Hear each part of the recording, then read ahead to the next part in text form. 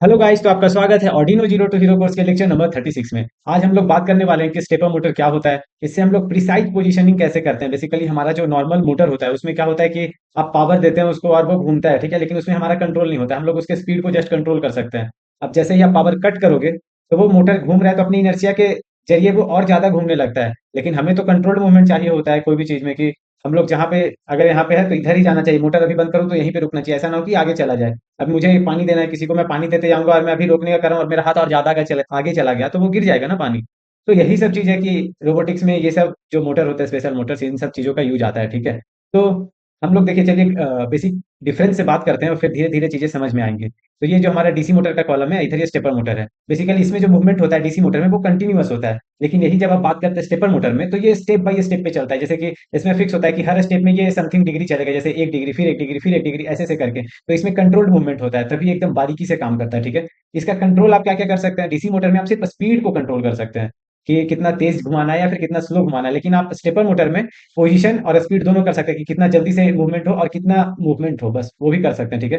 Feedback में देखिए, normal जो डीसी मोटर होता है इसमें आपको फीडबैक लेना पड़ेगा, क्योंकि आपने पावर ऑन किया है, वो कितना घुमा है नहीं घुमा है आपको वो पता नहीं चलेगा। तो आपको एक्सटर्नली एक सेंसर लगाना पड़ेगा ताकि आप फीडबैक ले पाएं कि अभी कितना रोटेशन हुआ है या नहीं हुआ है। लेकिन आप स्टेपर मोटर में आप ये मान के चलते हैं, और ये स्टेपर मोटर ऐसे बनाया ही जाता है कि इसमें आपको पता होता है कि मैंने अगर 10 डिग्री लिखा है तो वो 10 डिग्री ही जाएगा, उसके बाद रुक जाएगा, ठीक है।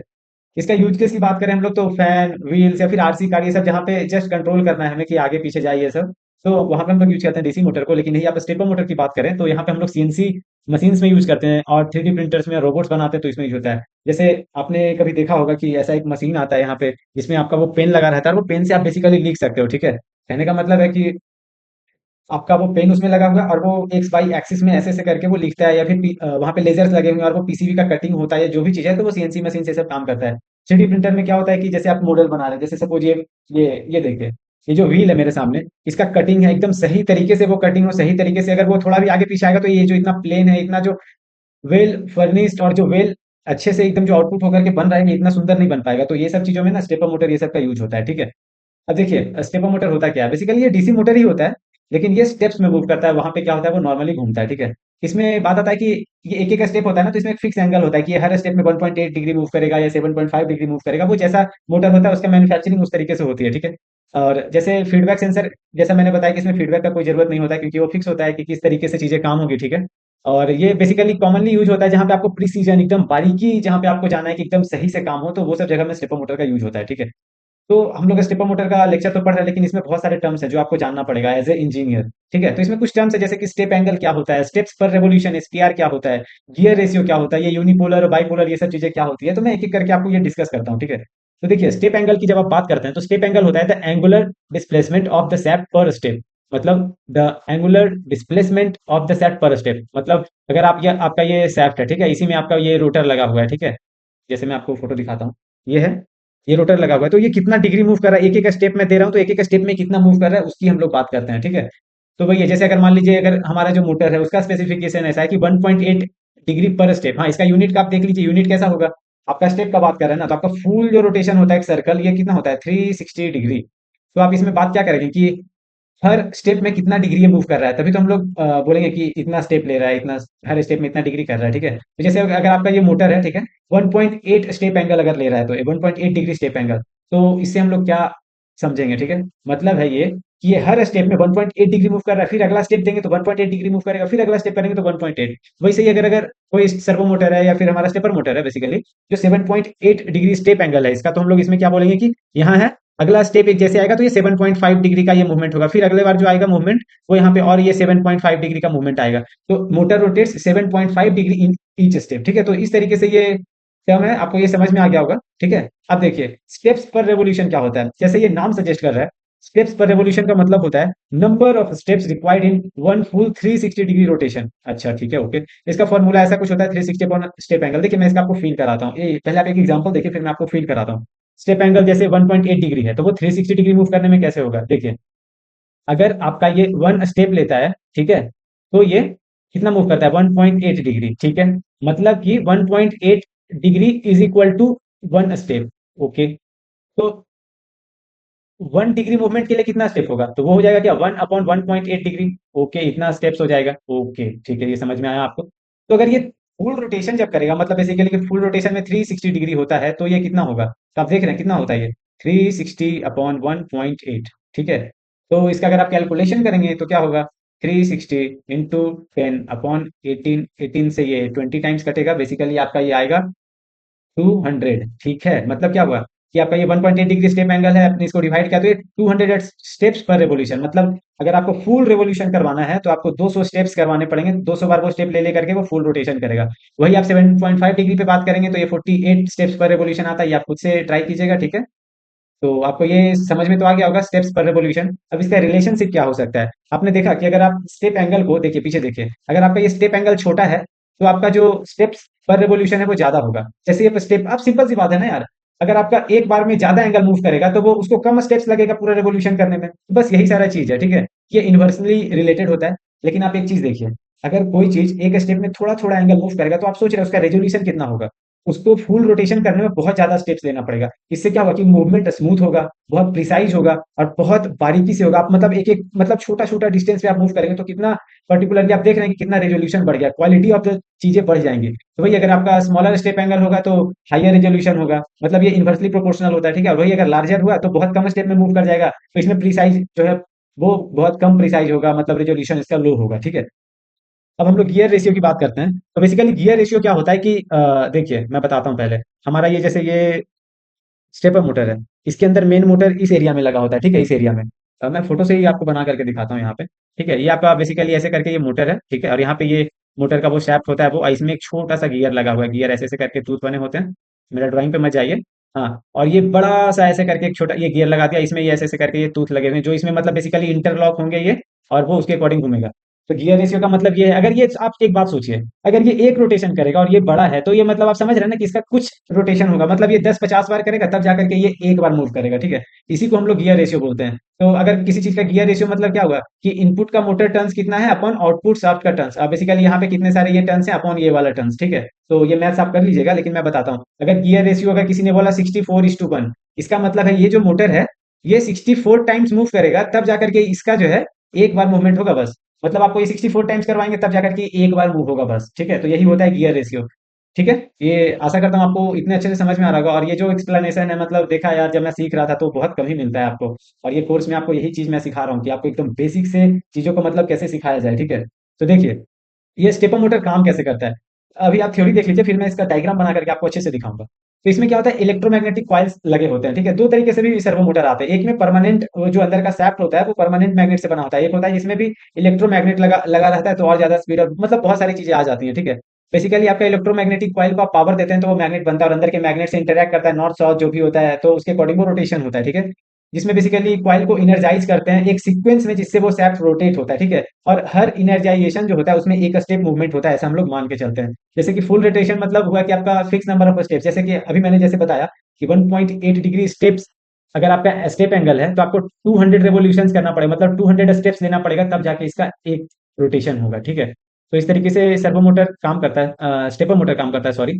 ठीक है, तो देखिए आपका स्टेपर मोटर होता है दो तरीके का है बेसिकली, यूनिपोलर और बाइपोलर, जैसा मैंने अभी टर्म में बोला। यूनिपोलर होता है जिसमें एक जो पिन होता है ना सारे कॉइल्स में कॉमन होता है, अभी मैं फोटो दिखाऊंगा तो और अच्छे से समझ में आएगा। तो उसमें बेसिकली 5 या 6 वायर होते हैं। ठीक है, इसको कंट्रोल करना बहुत आसान होता है। लेकिन आप बाइपोलर का बात करें तो इसमें 4 वायर्स होते हैं। कैसे होता है मैं आगे दिखाऊंगा। इसमें आपको एच ब्रिज का सिस्टम लेना पड़ता है, वो एच ब्रिज क्या है वो भी मैं बताऊंगा आपको। ठीक है, आगे वाले लेक्चर्स में या इसी लेक्चर में। ठीक है, और इसमें लेकिन खास बात ये होता है ना कि बाइपोलर में आपका टॉर्क अच्छा आ जाता है। टॉर्क करने का मतलब वो अगर आप उसमें हेवी चीज भी करेंगे तो उसको भी वो रोटेट कर देगा। और अभी जो मैं ट्यूटोरियल लाया हूँ उसमें जो मैं बात करूंगा ये 28V/J48 यूनिपोलर स्टेपर मोटर का यूज करूंगा, जिसका ड्राइवर होता है ये ULN 2003 ड्राइवर। ये वाला ड्राइवर यूज में आता है, ये देखिए। ये आपका 28V/J48 यूनिपोलर स्टेपर मोटर है, यहाँ पे लिखा हुआ भी है अगर आपको दिख रहा होगा तो। ठीक है, मैं जूम करने का ट्राई करता हूँ, मतलब इतना ही है, ऐसे करके ये होता है। और ये है इसका कंट्रोलर, ये ड्राइवर, ये यहाँ पे बेसिकली इस तरीके से ऐसे लग जाता है और इसमें आप कनेक्शन करेंगे फिर ये काम होता है। ये तो मैं आने वाले लेक्चर में बताऊंगा ही। ठीक है, तो चलिए आगे बढ़ते हैं। देखिए यूनिपोलर और बाइपोलर का वर्किंग कैसा होता है। बेसिकली ये आपका यूनिपोलर जो स्टेपर मोटर है इसमें ये आपका कॉमन वायर होता है। ठीक है, ये मान लीजिए आप इसको ग्राउंड कर दिए। ठीक है, ये ग्राउंड हो गया। और आप अगर इसको आप पावर देंगे तो ये आपका जो ये मान लीजिए ऐसे करके, एक सेकंड में कलर चेंज कर लूँ। हाँ, ये मान लीजिए ऐसा होता है। और ये आपका मान लीजिए ये साउथ है, ये आपका नॉर्थ है। तो आप जैसे इसको पावर दिए तो मान लीजिए कि ये वाला एरिया में आपका नॉर्थ बन गया, ठीक है, तो ये क्या होगा, नॉर्थ साउथ अट्रैक्ट होगा, तब ये इधर रोटेशन हो जाएगा, ठीक है। और फिर आप इसको जब पावर दिए, इसको बंद कर दिए, अब फिर ये बंद होने के बाद ये नॉर्थ तो चला गया, अब आप इसको पावर दिए, ठीक है, मतलब पॉजिटिव पावर जो भी है, तो अब यहाँ पे नॉर्थ बन गया, तो फिर से ये जब साउथ इधर घूम करके आ गया बेसिकली, एक सेकेंड, हाँ, तो अब ये साउथ इधर मूव होकर के आ गया ना, मतलब मान लीजिए ऐसे होकर के आ गया साउथ, इधर आ गया नॉर्थ, तो ये नॉर्थ नॉर्थ को रिपेल कर देगा, तो इधर चला आएगा, और साउथ को बेसिकली अट्रैक्शन पे हम लोग बात करते हैं, तो ये इधर घूम गया, पहले इधर था, ये घूम करके इधर आया, फिर हमने इसको ऑन किया तो ये इधर चला आया, तो आपको दिख रहा है ये पूरा इस तरीके से ये रोटेशन होगा। एक सेकेंड, ये इस तरीके से रोटेशन होगा, ठीक है।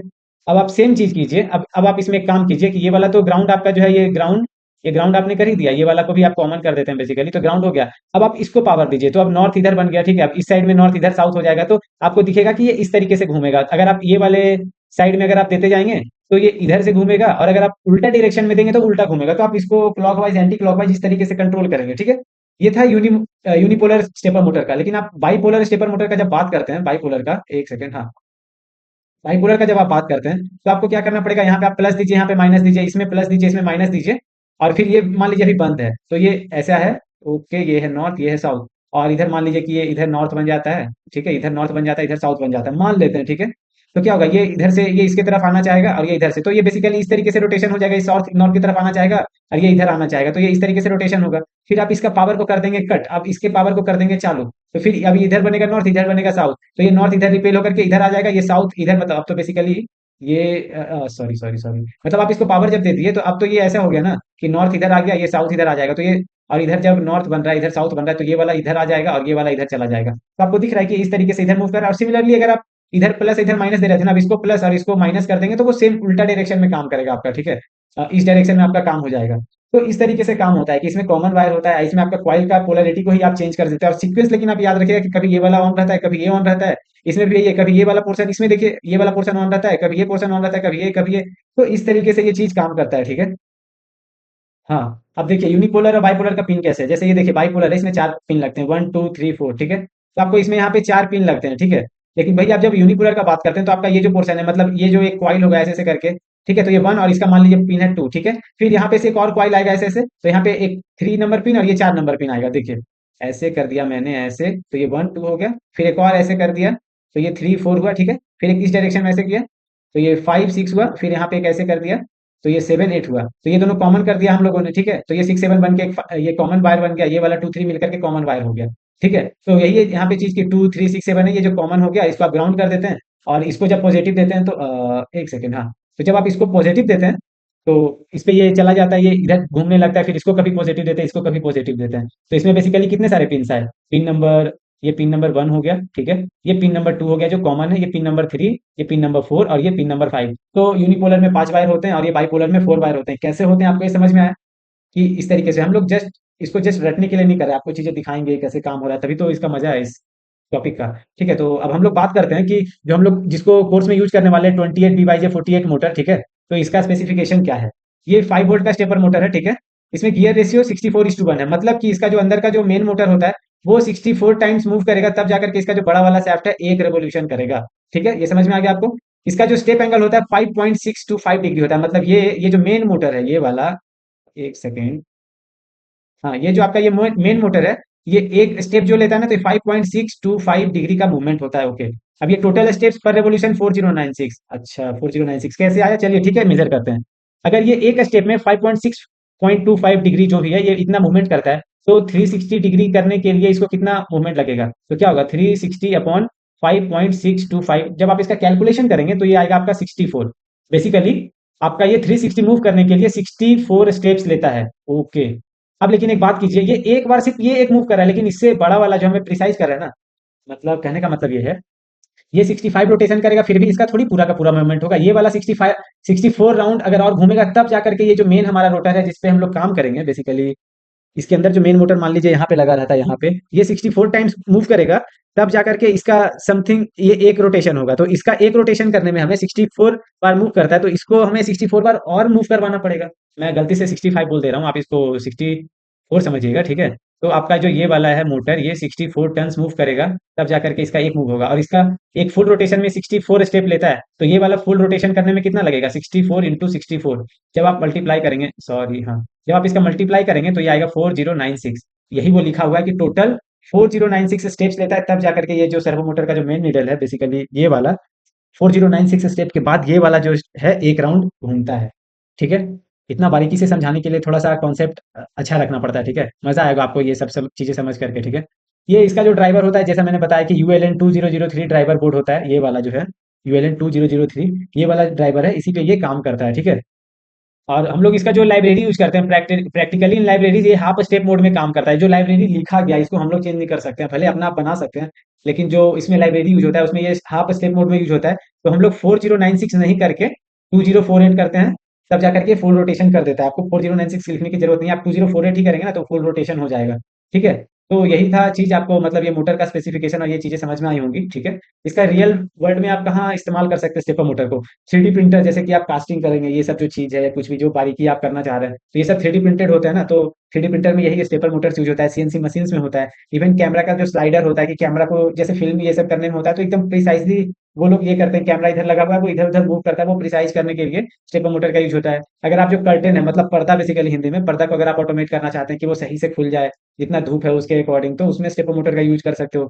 अगर आपका रोबोटिक काम से, जैसे मेरा ये हाथ है, इसको एक एक डिग्री ऐसे करके मूव कराना है मुझे, कुछ भी इधर उधर, तो ये सब अगर आप बोर्ड्स ये सब रोबोट्स बनाएंगे तो वहां पे आपका सर्वो मतलब स्टेपर मोटर का यूज आता है। ठीक है, तो बेसिकली आपका होमवर्क ये है कि आप आइडेंटिफाई कीजिए कि स्टेपर मोटर ओल्ड प्रिंटर्स या जो सीडी होता है ना कॉम्पैक्ट, जिसमें मूवी या गेम्स आते थे, हम लोग पहले खेला करते थे बचपन में, तो कहाँ पे कहाँ कहाँ यूज होता है आप देखिए कि कैसे काम होता है। ठीक है, आप उसका वीडियोस देखिए बेसिकली कि स्टेपर मोटर का जो डिवाइसेस होता है वो कैसे काम करता है, इंटरनली स्टेपर मोटर कैसे काम करता है, ये सब आप खुद सर्च कीजिए और आप डिफरेंस देखिए। ये तो मैंने बारीकी से पूरा एक लेक्चर में बता दिया, लेकिन आपको ये टर्म समझ में आने चाहिए कि स्टेप्स पर रेवोल्यूशन क्या होता है, SPR क्या होता है, स्टेप एंगल क्या होता है, तो ये सब चीजें मतलब आप थोड़ा खुद भी रिसर्च कीजिए ताकि आपके कॉन्सेप्ट आपके दिमाग में बैठ जाए।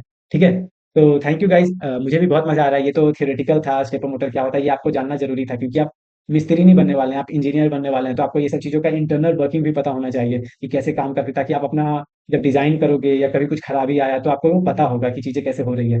तो अगले लेक्चर के लिए रेडी रहिए, क्योंकि इसका इंटरेक्शन हम लोग ऑर्डिनो के साथ करेंगे, और एंगल लिखना, फुल रोटेशन करना, हाफ रोटेशन करना, क्लॉकवाइज मूवमेंट करना, एंटी क्लॉकवाइज मूवमेंट करना, ये सारी की सारी चीज़ें आपको अगले लेक्चर में मिलेगा। तो stay tuned, keep learning, keep tinkering, bye.